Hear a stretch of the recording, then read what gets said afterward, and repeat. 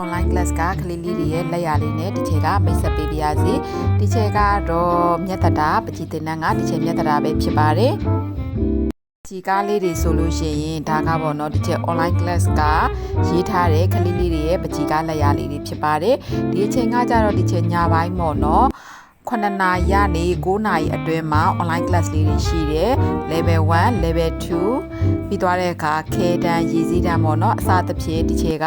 online class လေးတွေဖွင့်ထားပါတယ်ဒါကတော့ဒီချက်ကလေးလေးတွေရဲ့ online class လက်ရာလေးတွေပဲဖြစ်ပါတယ်ဒီကြားထဲမှာပေါ့နော်ဒီချက်ကိုမေးကြတယ် online class အသစ်မရှိဘူးလားအခြေခံတန်းအသစ်မရှိဘူးလားပေါ့နော်မေးကြတဲ့မေမေတို့ကိုဒီချက်ကဒီဗီဒီယိုလေးနဲ့ဖြည့်ပေးလိုက်ပါတယ်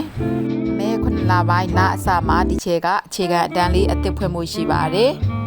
မှာတော့အခြေခံတန်းဖြစ်တဲ့အတွက်ဒီချက်တို့ပေါ့နော် line တွေ shape တွေပြီးသွားတဲ့အခါပကြီးကားဖွဲ့နည်းလေးတွေအကောင်လေးတွေအသီးလေးတွေနောက်ကြတော့ landscape လေးတွေပေါ့နော်အဲ့ဒါလေးတွေကိုဒီချက်ကအဓိကသင်ကြားပေးမှာဖြစ်ပါတယ်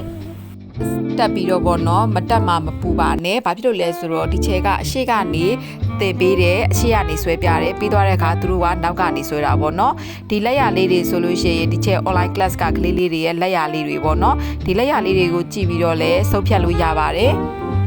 အခုအခြေခံတန်းမှာတော့ဒီချက်တို့ပကြီးလုံးဝမဆွဲဘူးသေးတဲ့သူတွေပကြီးတင်တန်းတစ်ခါမှမတက်ဘူးတဲ့သူတွေအတွက်ပို့ပြီးတော့တက်တော့ပါတယ်ဘာဖြစ်လို့လဲဆိုတော့ဒီချက်က